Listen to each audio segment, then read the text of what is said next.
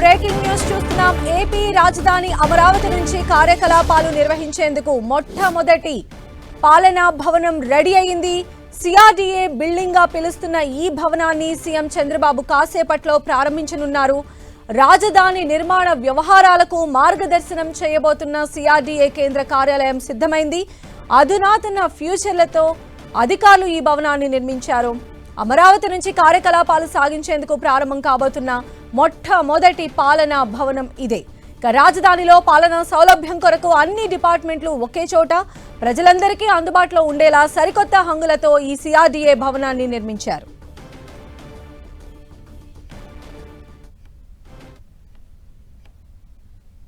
So మరి కాసేపట్లోనే CRDA building ని AP CM Chandrababu ప్రారంభించబోతున్నారు. మరిన్ని అప్డేట్స్ తెలుసుకుందాం. మా ప్రతినిధి విజయ్ చంద్రన్ మనకు అందుబాటులో ఉన్నారు. విజయ్ చంద్రన్, రాజధాని అమరావతి ప్రాంతంలో మున్సిపల్ అండ్ పట్టణాభివృద్ధి శాఖకు సంబంధించినటువంటి ప్రధాన కార్యాలయాన్ని, రాష్ట్ర ప్రధాన కార్యాలయాన్ని ఈరోజు ముఖ్యమంత్రి చంద్రబాబు నాయుడు ప్రారంభించనున్నాడు. రాజధాని ప్రాంతంలో పూర్తయినటువంటి మొట్టమొదటి ఇది పర్మనెంట్ బిల్డింగ్ గా చెప్పవచ్చు.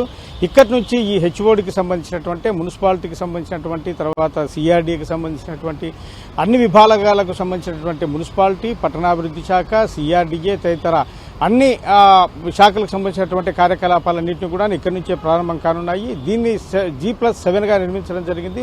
ఒక్కో ఫ్లోర్లో ఒక్కొక్క శాఖకు సంబంధించినటువంటి ఈ కార్యకలాపాలన్నీ జరిగేట్లుగా రూపొందించడం జరిగింది. ఈ ఒక్కసారి మనం దీనికి సంబంధించిన వివరాలు పరిశీలిస్తే కనుక 1వ అంతస్తులో కాన్ఫరెన్స్ హాల్ ఉంటుంది. ఇది భారీ కాన్ఫరెన్స్ హాల్. ఏ శాఖకు సంబంధించినటువంటి వారైనా కూడాను అధునాతన హంగులతో ఈ కాన్ఫరెన్స్ నిర్మించే విధంగా, అంటే వీడియో కాన్ఫరెన్స్ అయినా కానీ, మిగిలిన ఏదైనా స్టేజ్ మీద అధికారులు కూర్చొని చేసేటువంటి కాన్ఫరెన్స్ అయినా కూడా ఇక్కడి నుంచే చేయవచ్చు. తర్వాత 2, 3, 5వ అంతస్తులో సిఆర్డీఏ కార్యాలయాలు ఉంటాయి. ఈ 3 అంతస్తులో కూడాను సిఆర్డీకి సంబంధించిన రాజధాని అమరావతి నిర్మాణానికి సంబంధించినటువంటి కార్యకలాపాలు ఏవైతే ఉన్నాయో వాటిని ఈ అంతస్తులలో ఉంటుంది. అలాగే 4వ అంతస్తులో మున్సిపల్ శాఖకు సంబంధించిన డైరెక్టర్ కార్యాలయం ఉంటుంది.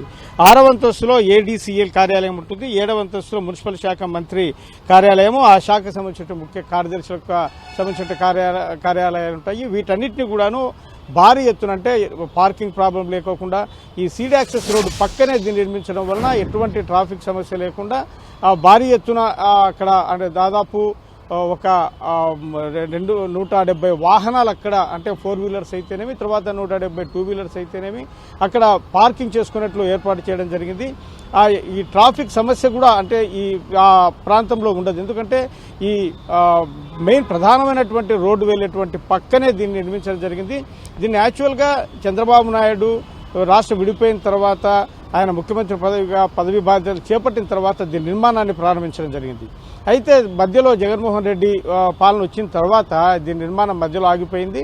తర్వాత మళ్లీ చంద్రబాబు నాయుడు సీఎం అయిన తర్వాత దీనికి సంబంధించినటువంటి నిర్మాణ పనులన్నింటినీ కూడా పూర్తి చేసి ఈ రోజు అందుకు సంబంధించినటువంటి ప్రారంభోత్సవ కార్యక్రమం చేయనున్నారు. ఇక నుంచి ఈ రాష్ట్రంలో ఉన్నటువంటి మున్సిపాలిటీ అండ్ పట్టణాభివృద్ధి శాఖకు సంబంధించినటువంటి అన్ని కార్యక్రమాలు, అలాగే సిఆర్డీకి సంబంధించినటువంటి అన్ని కార్యక్రమాలు ఇక్కడి నుంచే ప్రారంభమవుతాయి. ఈ రాజధాని నిర్మాణంలో సంబంధించినటువంటి అన్ని వ్యవహారాలన్నిటి కూడాను, కాంట్రాక్ట్ పనుల వ్యవహారాలు అయితేనేమి, దానికి సంబంధించినటువంటి అన్ని అంశాలన్నింటినీ కూడాను ఇక్కడి నుంచే పరిపాలన జరుగుతుంది. ఇక్కడి నుంచే దానికి సంబంధించినటువంటి టెండర్లు రిలీజ్ చేయడం అయితేనేమి, దానికి సంబంధించినటువంటి వ్యవహారాలన్నింటినీ కూడా చూడడం జరుగుతుంది. అంతేకాకుండా ఈ సిఆర్డీకి బాధ్యతలు వహిస్తున్నటువంటి మంత్రి నారాయణ, అలాగే ఆయన మున్సిపల్ అండ్ పట్టణాభివృద్ధి శాఖకు సంబంధించినటువంటి వ్యవహారాలన్నింటినీ కూడాను ఇక్కడ 7వ అంతస్తులో ఆయన కేటాయించినటువంటి ఏదైతే కనుక పేషి ఉంటుందో అక్కడి నుంచి ఆయన దానికి సంబంధించినటువంటి వ్యవహారాలన్నింటినీ కూడా చూసే అవకాశం ఉంటుంది. ఇప్పుడు ఒక్కో శాఖ ఒక్కొక్క చోటు ఉన్నందువలన కొన్ని అనేకమైనటువంటి ఇబ్బందులు కలుగుతూ వచ్చాయి. కాబట్టి ఇప్పుడు రాష్ట్ర వ్యాప్తంగా ఉన్నటువంటి అన్ని సమస్యలకు సంబంధించినటువంటి వ్యవహారాలు అయితేనేమి, పరిపాలనకు సంబంధించినటువంటి వ్యవహారాలు అయితేనేమి ఇక్కడి నుంచే జరుగుతాయి. ఇప్పుడు రాష్ట్రంలో మొట్టమొదటి హెచ్ఓడి భవనంగా ఇది చెప్పొచ్చు. ఎందుకంటే ఈ హెచ్ఓడి భవనాలన్నీ కూడా ఒక్కొక్క, అంటే ఏ శాఖకు సంబంధించినటువంటి అన్ని కూడాను అంటే స్థలభావం అయితేనేమి, తగిన బిల్డింగ్స్ దొరకకైతేనేమి అద్దె భవనాల్లో ఉంటా ఉన్నాయి. అవి ఒక్కొక్క చోట, కొన్ని గొల్లపూడి అయితేనేమి, కొన్ని తాడేపల్లి, కొన్ని విజయవాడ, రకరకాల చోట్ల ఉంటా ఉన్నాయి. ఇప్పుడు మున్సిపాలిటీ అండ్ పట్టణాభివృద్ధి శాఖ, సిఆర్డీకి సంబంధించినటువంటి అన్ని కార్యక్రమాలు కూడాను ఈ భవనం నుంచి ప్రారంభమైనాయి. అత్యంత అధునాతనమైనటువంటి సౌకర్యాలతో నిర్మించడం జరిగింది.